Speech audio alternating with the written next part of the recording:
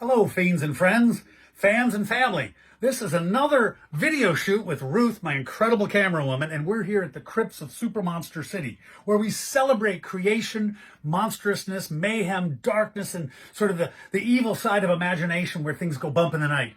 Right now, we're going to celebrate a friend of mine who's no longer with us. He's been gone since like 1980.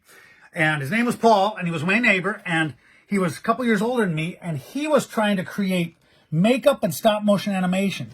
So in the late 70s, he made this Ymir from 20 million miles to Earth. He made all the latex skin, and then he made the wire body that it's on, and then he put it cotton for the body, and then put it all together because he wanted to make stop motion animation movies. And just the fact that any kid 40 years ago had the wherewithal to put that all together is beyond me.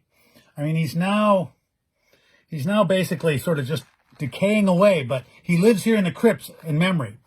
Paul's first attempt was a Kong model made out of wood and wire and fur. And I mean, I can never remember when this was in better shape. This Ymir used to be in better shape. But again, he's safe here. So if you can imagine a 17-year-old who had like Da Vinci-esque genius creating this, and I was a couple of years younger, it was amazing. And then when Paul passed away, his mom said, "What do you want?" And I just took it all. I just said, I can't let this guy's creation go away. Now here's two little Ymirs that he made and gave to me. Again, he made these, sculpted them all together out of wax, and I wouldn't want to bend them now. They used to bend with wire in them, but there's a red one and a this one. They could like, hey, they could fight. And then here's another one that his sister gave to me years later and said, well, you'll keep it safe. And it's a clay sculpted head of Dorian Gray. I'm sure this was like some senior project at high school and sat on a shelf for a million years. And there you go, with hair and everything. If you've seen the end of Dorian Gray, you know what I'm talking about. Paul's other passion besides stop motion was makeup. He was thrilled. He was absolutely thrilled by John Chambers and Jack Pierce. Chambers made the Planet of the Apes makeup. It was mind-boggling in '68. So he went on and he even wrote to Chambers and figured out how to cook latex and plaster molds in his mom's oven and figured out how to whip it so that it would set right. It was just amazing. As a little kid, I was a nobody, but I was a prime suspect because I'd be willing to put on all the makeup. So I don't know if you can see this. There's some of the ape makeup that he did on me. Now I'm in high school or junior high, and he's doing ape makeup on me.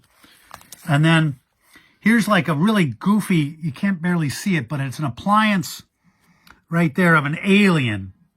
And of course I'm wearing some graduation or choir robe or something goofy thing. And then again, we're shooting with those little 110 cameras, but that's like a appliance he made for kind of a Star Trekian monster gorilla guy. And of course these were all part of, he went to a high school that would let him do stuff and say, oh great, yeah, okay. So he'd just go off and do his own independent projects. That's me.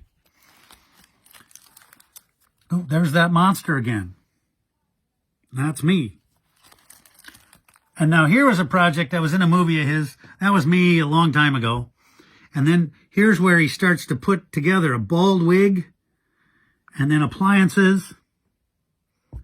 And then here, because he was really into Dick Smith and Little Big Man.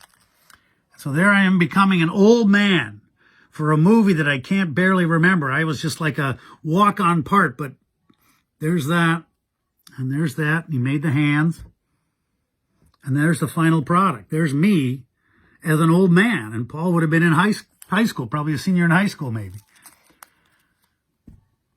And we went out, and we shot a movie. It was really symbolic. I was like symbolizing the sort of existential angst of life or something. I was too young to understand what was going on. There I am dressed up in old boots, and I could just turn it for you, Ruth. It was cold too.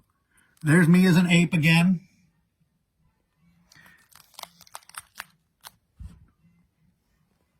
Sorry if the camera work is making you spin around in circles, but I just had to immortalize and give Paul some kudos for being an amazing friend that did all this crazy makeup to me when I wouldn't have been able to draw circles around my eyes.